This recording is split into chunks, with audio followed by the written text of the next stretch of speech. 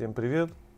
Помните, я вам рассказывал ролик про уличную печь, которую мы сложили в районе Горного Щита для уральского бизнесмена Андрея Александровича Калетина? Это будет вторая уличная печь, которую Андрей Александрович попросил нас сложить.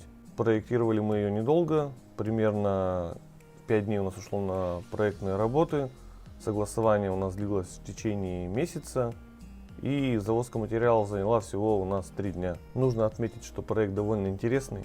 Помимо стандартного набора, который делается для уличных печей, это барбекю, камин, казан, столешница, мойка. Здесь есть очень интересная вещь, которая служит больше атрибутом для домашней русской печи. Это лежанка. Именно теплая лежанка, которая будет работать автономно. Сам комплекс мы выкладывали из шамотного кирпича. Углы мы закругляли таким же шамотным кирпичом. Ушло у нас примерно 2500 кирпичей на комплекс с трубой. Ссылка на нашу прошлую печь Андрею Александровичу и на канал Андрея Александровича будет в описании под видео. Можете усаживаться поудобнее, сейчас будет порядовка. Выкладываемся шамотным кирпичом, углы мы закругляем. Как видите, в левом верхнем углу у нас идет уже формирование поддувальной дверцы для лежанки. Посередине у мангала у нас будет ниша, можно засыпать песком, можно оставить пустоту и перекрыть уголками, как мы это сделали. Уголки у нас там были в избыточном количестве, поэтому мы использовали их.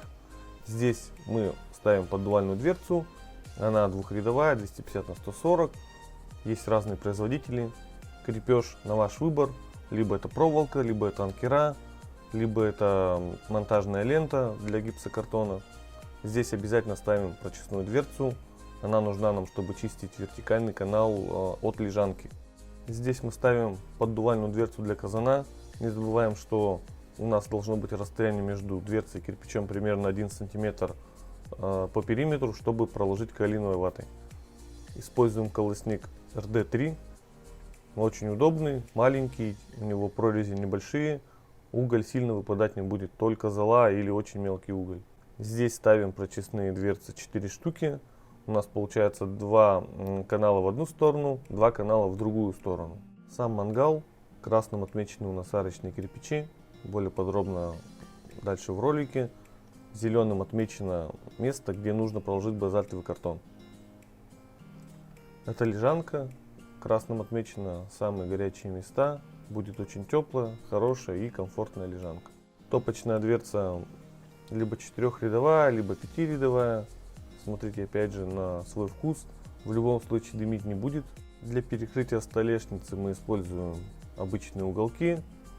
Альтернатива опять же лист металла, тройка.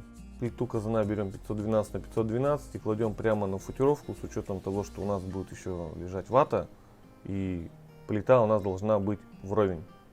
Арка, как в позапрошлом проекте, она 1 в 1, мы даже брали то же самое лекало. Задвижки. Первые 2 задвижки передние, это задвижки камин мангала. Правая задвижка это задвижка казана. Это задвижки для лежанки. Левая задвижка короткого хода. Правая задвижка длинного хода, то есть через всю лежанку.